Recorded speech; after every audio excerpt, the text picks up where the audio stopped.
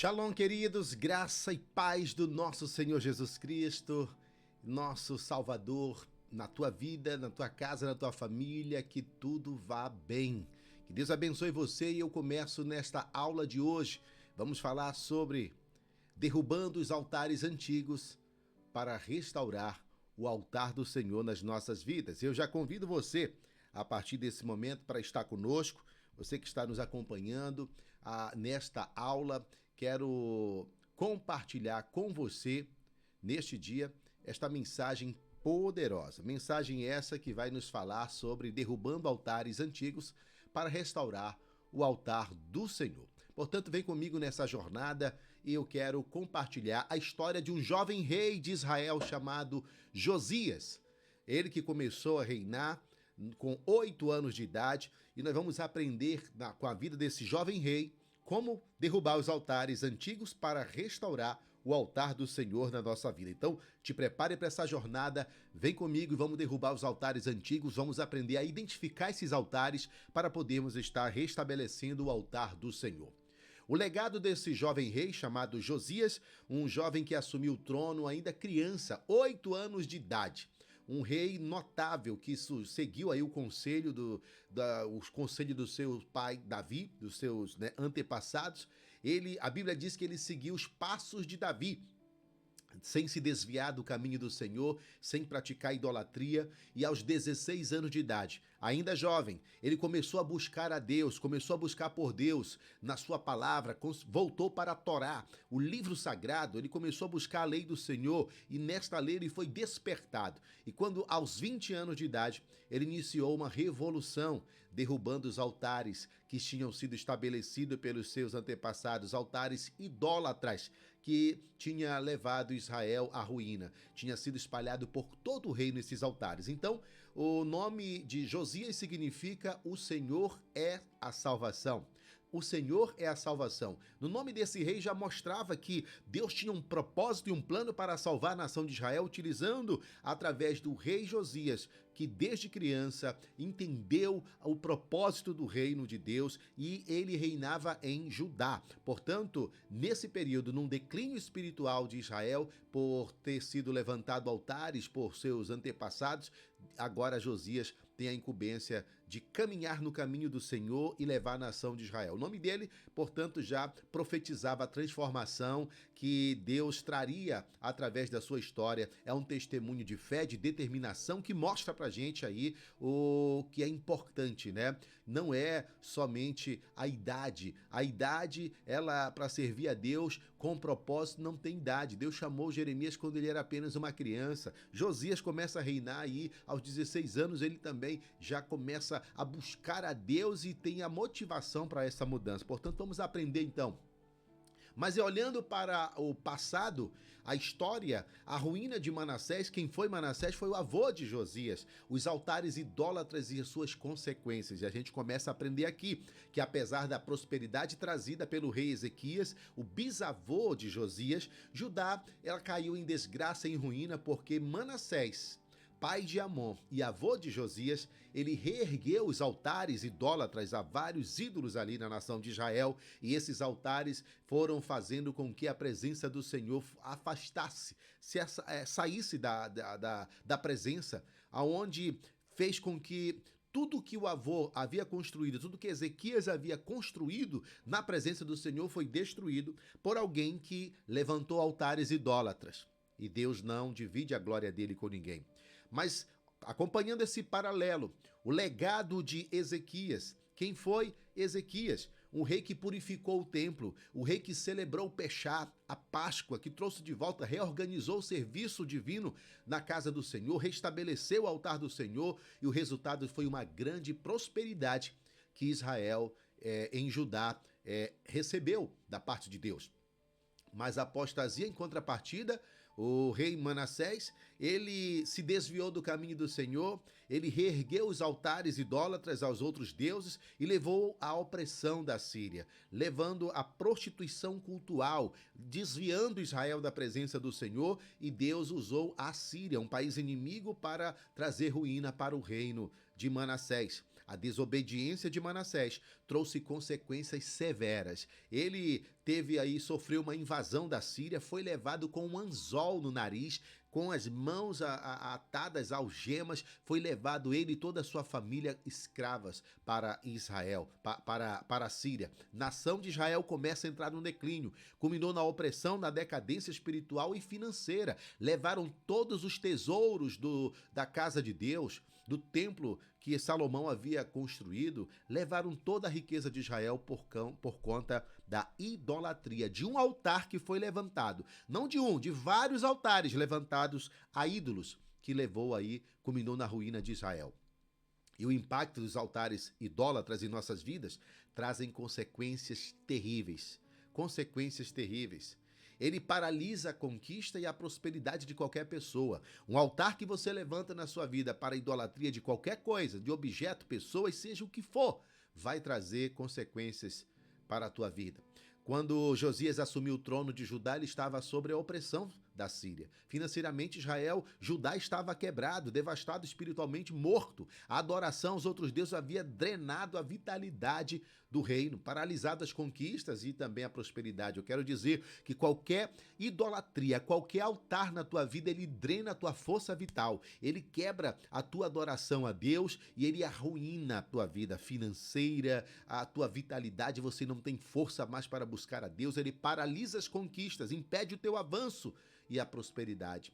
Portanto, a idolatria, ela não é apenas um ato de desobediência, mas ela é uma barreira que impede as bênçãos de Deus, ela desvia o foco do Senhor e leva à decadência e ao sofrimento de qualquer família, de qualquer pessoa, de qualquer nação, qualquer estado, reino, ele cai por conta da idolatria.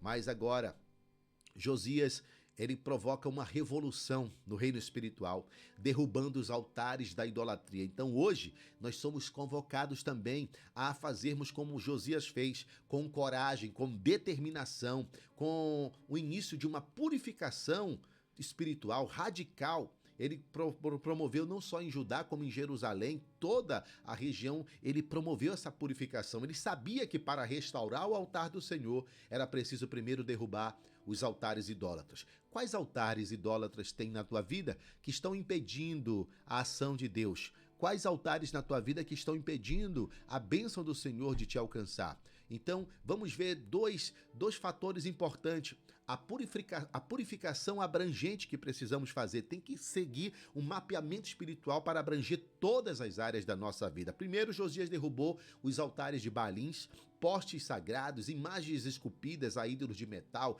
Ele reduziu a pó e a cinza e espalhou aí sobre os túmulos daqueles que adoravam esses ídolos. Mas a abrangência da purificação tem que começar na tua vida e vai abrangendo todas as áreas. Segundo lugar, coragem e determinação. Josias, o seu ato de coragem, de fé, demonstrou aí uma fé inabalável. Ele desafiou as práticas enraizadas na sua época para restaurar a adoração verdadeira. Você é desafiado, eu sou desafiado hoje também aí contra essas práticas idólatras do mundanismo que entrou nas igrejas, do secularismo, sabe? De um calendário pagão, místico, de feitiçaria, de bruxaria, de tantas coisas que estão entrando no meio da igreja, do sincretismo religioso. Vamos derrubar esses altares e vamos restaurar o altar de Elohim Adonai, o nosso único Deus verdadeiro. Então, essa atitude ousada do rei Josias, ela nos ensina que a restauração espiritual ela começa numa eliminação de tudo aquilo que nos afasta de Deus. E aí, nós vamos tirando esses altares, a gente vai, então, aprender que esses altares nas nossas vidas, hoje, o altar da idolatria moderna, ele vem por meio de traumas, né? De medos, de pecados, né? Então aqui, quais são esses traumas? Assim como Judá, as nossas vidas também podem ter altares estabelecidos por gerações anteriores, por nossos antepassados, nossos bisavós, né? Avós, nossos pais, enfim. E isso paralisa a nossa caminhada, impede a nossa prosperidade. Veja bem, quais são os altares herdados que você pode ter na sua vida? Práticas e crenças que não estabelecemos, mas que foram feitas por nossos antepassados, sem o nosso conhecimento, e nós acabamos cultivando isso né, de forma inconsciência, tradicional, trazendo na nossa vida. Segundo, são altares levantados por você e por mim mesmo. São os medos, os traumas que nos paralisam, traumas do passado, falta de fé, pecados não confessados, pecados que erguemos na nossa alma. Isso vai nos aprisionando, impedindo o nosso relacionamento com Deus, nosso crescimento espiritual. Então, traumas, medos e pecados, altares que foram levantados por antepassados ou por você mesmo. Então, a guerra para derrubar esses altares, ela é muitas vezes mais intensa quando ela começa em nosso interior, porque ela exige um confronto de nós mesmos. Precisamos, então, estabelecer isso e entrar.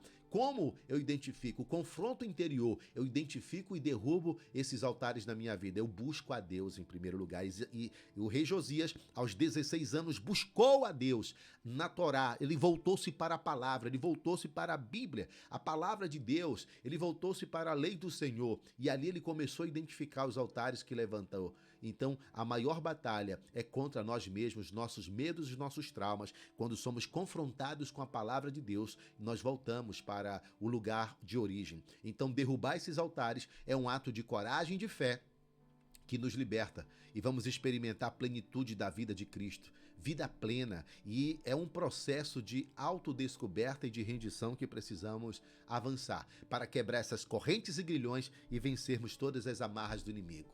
E agora, o que é que você tem sacrificado na tua vida? Você tem andado em círculo, você tem repetido ciclos na tua vida porque você tem descumprido princípios, propósito de Deus, levantado o altar. O que é que você tem sacrificado? Conquistas? Prosperidade? Família? Quem sabe são os sacrifícios que você tem feito. Pense nos altares que você tem usado, que tem impedido de você prosperar, de você ser abençoado, de conquistar e também tem destruído a tua família. Eles podem estar custando muito caro, muito caros mesmo. Os traumas do passado são barreiras emocionais que impedem você de avançar. O medo, ele te paralisa, é um medo que bloqueia a tua fé e não deixa você prosseguir.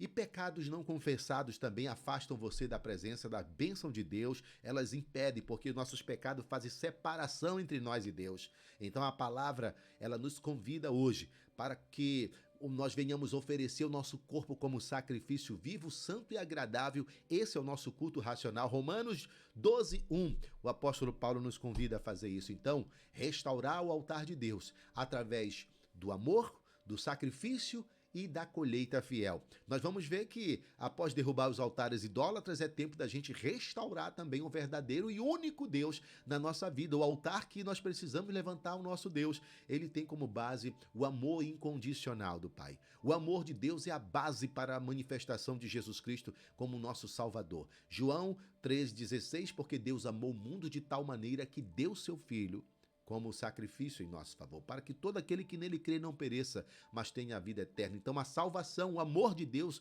incondicional por você e por mim, estabelece isso. Eu devo então me entregar a esse amor. Então o segundo é o sacrifício vivo. Eu preciso me oferecer. Deus ele nos ofereceu aí o seu único filho como um sacrifício vivo. O que é que eu tenho que fazer então? Eu me ofereço, né? Eu tenho que deixar de lado os meus medos, os meus pecados, abandonar tudo isso e oferecer a minha vida como um culto racional a Deus.